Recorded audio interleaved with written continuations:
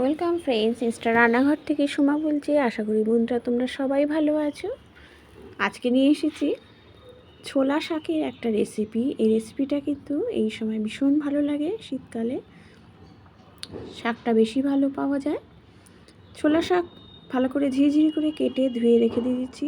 তারপরে দিয়ে দিলাম গোটা জিরে আর শুকনো লঙ্কা ফোড়ন। তারপরে দিয়ে দিচ্ছি শাকগুলো দেওয়ার পরে ছোটো ছোটো করে আমি আলু কেটে নিয়েছি। এই শাকে আলু দিতে হয়। আলু ছোটো ছোটো করে কেটে এই শাকের উপরেই দিয়ে দিচ্ছি।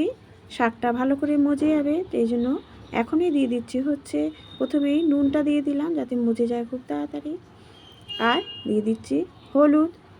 ব্যাস, এবার শেষের দিকে কি দেব সেটাও তোমরা দেখতে থাকো।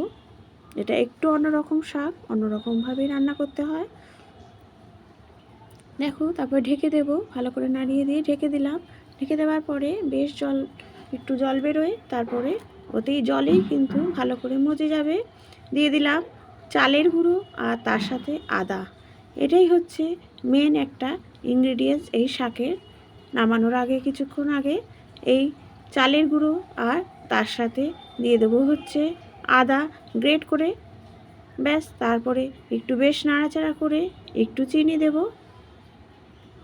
স্লাইড চিনি দিয়ে ভালো করে নাড়াচাড়া করে যখন দেখবে যে জলটা টেনে গিয়ে একদম ভাজা ভাজা হয়ে গেছে, ব্যাস তাহলেই কিন্তু শাকটা রেডি হয়ে যাবে। বন্ধুরা পাশে থেকো এবং তোমাদের ভালো লাগলে অবশ্যই কমেন্ট করো।